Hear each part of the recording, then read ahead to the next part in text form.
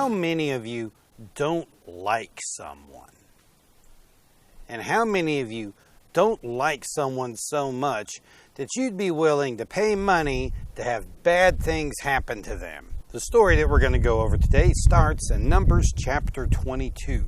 Now, Israel had left out of Egypt and were traveling across the land, and they were going into a place called Moab.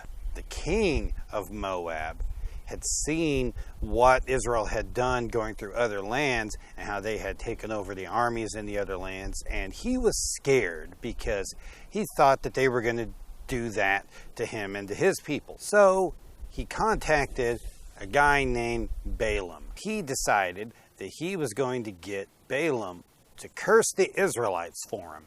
And paying someone to curse someone else for you was kind of something that you could do there. You could be like, may they get into really, really itchy, nasty grass every time they go outside to mow. Or it could be, may their phone charger cables be tangled up every single time that they need to try to use it. Or may their crops die or wilt in the sun and just shrivel down into nasty little pruny, raisiny things. So Balak sent his guys to talk to Balaam. Balaam, I need you to come here and to curse these people that have come out of Egypt, these Israelites, so that their armies won't be able to fight here, and that I can drive them out of my land, and they won't come through Moab. And they brought a bunch of money from Balak to give to Balaam, and Balaam told Balak's guys, all right, give me a night here, I'm going to talk to God, and we'll see what God says about this. And that night, God talked to Balaam, and he asked Balaam, who are these men? He's like, oh, they're men that have come from Balak. They're here because they want me to curse Israel. God told Balaam, do not go back with these men. Do not put a curse on Israel because they are my blessed people. And this is what Balaam told Balak's guys. So Balak's guys go back to Balak and to tell him, hey, Balaam says he's not going to do it, that he can't do it. And Balak's like, no. He could do it. We got to give him enough money. If we give him enough money, then he could do it. Just tell him I'll give him whatever he wants. And so they come back to Balaam and they tell Balaam, don't let anything stop you from it, okay? You think we've shown you some money? We have not yet begun to show you money. And Balaam says, I've already told you that I can't go against what God tells me to do. He's told me that I can't curse these people. Look, you're already here. Just stay here overnight. You can go leave in the morning. I'll talk to God tonight. Then that night, God tells Balaam, all right, since these men have come here, you could go with them tomorrow, but you're only going to do what I tell you. See, now it was around here the thing started kind of going in Balaam's head, because he's thinking, hey, I'm going with these guys now. Maybe I'm going with these guys because God's going to let me curse them now. And if he lets me curse them, then I can get a lot of money. We're talking a lot of money. Man, have they talked about how much money they are willing to give me. I mean, this is going to be great if God lets me curse these people. I know he's told me before now, no, they're my blessed people, but maybe he's changed his mind and maybe I can do it. So that next day, they go off to go to Moab to go meet with Balak. Well, God knew what it was that Balaam was thinking about here and how Balaam was thinking about dollar signs and all the money that he wanted. And so God decided that he needed to make Balaam understand what it was that he was really saying. So God sent an angel. Now, God didn't let Balaam see this angel. He kept the angel hidden from Balaam. But Balaam was traveling. He was on his donkey, and the donkey could see the angel. The donkey saw the angel pull out its sword, and the donkey's like, nope, I ain't going over there. And he goes and runs into the field. And Balaam's like, hey, you stupid donkey, what are you doing? Bam, bam, get back on the road, you stupid donkey. I've never seen you do anything like this. This is crazy. Get back on the road. And they go down the road a little bit more. And they're getting into a really narrow area. And the donkey sees the angel again. And the angel's got that big fiery sword again. But it's a real narrow spot, and the donkey has to go all the way over up against the wall to try to get away from the angel. And it ends up smashing Balaam's foot up against the wall, but the donkey's just barely able to get around the angel. And Balaam's like, "Oh, donkey, you smashed my foot. What are you doing?" And he whips his donkey again. Like, "Why do you keep doing this?" Then it gets to a tight little passage, and it just narrows down to this little spot. And right in the middle of that little spot is that angel again with the fiery sword. And the donkey sees that he cannot get around the angel. There's nowhere to go. The path is blocked by this angel. And the donkey doesn't know what else to do, so it just lays down. And man, Balaam is getting mad at this donkey. He is like beating the donkey and like, "Get up, you stupid donkey! What are you doing? Why are you laying down here on the road? Get up! This is embarrassing! Get up!"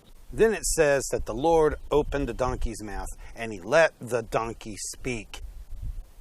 And the donkey says, "What have I done to make you beat me these 3 times? Then Balaam answered the donkey. Actually, it says Balaam answered the donkey.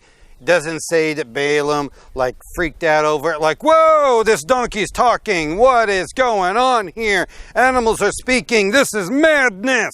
He just answered the donkey. He just talked back to the donkey and answered him. "You've made a fool of me. You've embarrassed me. You've jumped around, smushed my foot on the wall, laid down on the road. If I had a sword instead of a rod, I would kill you right now." And then the donkey says, "I'm your donkey, right? You have owned me for a long time, and you've always ridden me, and you've always taken me down the roads. Have I ever done anything like this before?" And Balaam answers no. And then Balaam could see the angel. And then Balaam just falls right down on the ground when he sees the angel. The angel talks to Balaam. "Why have you beaten your donkey like this 3 times? I've come here to stand in your way because you are choosing a reckless path and the wrong path. The donkey saw me here those 3 times and got out of the way all 3 times. And if your donkey hadn't have done that, I surely would have killed you and let your donkey live." And Balaam says, "I'm sorry, I've sinned against God. I will go back. I'll leave. I'll go back home right now." And the angel says, "No, you're going to continue. You're going to go to Moab, but you're only going to say what God tells you to say." Finally gets to Balak, and Balak's like, "Balaam, what has taken you so long to get here? I sent people to talk to you to get you, and I told you this was important. Why have you waited around so long? Yeah, never mind that. Let's just get to doing what we need to do here. Okay, are you ready to do what I've asked you?" And Balaam says, "I will say what it is that God tells me to say." Balak's like, "Hey, fine, whatever, man. As long as you curse him, I don't care how you phrase it, man." And so they go off to a place where Balaam would be able to see part of the Israelite camp. And he tells Balak, "Make 7 altars and sacrifice a bull and a ram on each of the altars." And Balak's like, "Done, I'm doing it." And Balaam tells Balak, "Stay here. I'm going to go off and I'm going to talk to God, and then I'm going to come back and say what he tells me." And Balak's like, hey, great man, you go do that. I'll stay here with the altars. You go, you do your thing, Balaam. And Balaam goes up to talk to God. And Balaam tells him, "I've made the altars. We started the sacrifices." God's like, "Okay, this is what I want you to say." And so he goes there and he finds Balak standing there with all of the important people from Moab. And Balaam speaks what God told him. "How can I curse what God has told me not to curse? Who can count even a quarter of the people of Jacob? They're out there like the dust in the desert." And Balak is like, "What have you done? Maybe you didn't understand me. Maybe there was a miscommunication. Maybe I didn't make this completely, absolutely clear, okay? what I need you to do, Balaam, is to curse them. You haven't cursed them. You gave them a blessing. And Balaam simply says, I have to speak what the Lord puts in my mouth. And Balak's like, okay, look. We'll give you a chance to get this right here, okay? We're going to go up here. We're going to go up on this mountain. Be able to see a lot more of them up there from the mountain.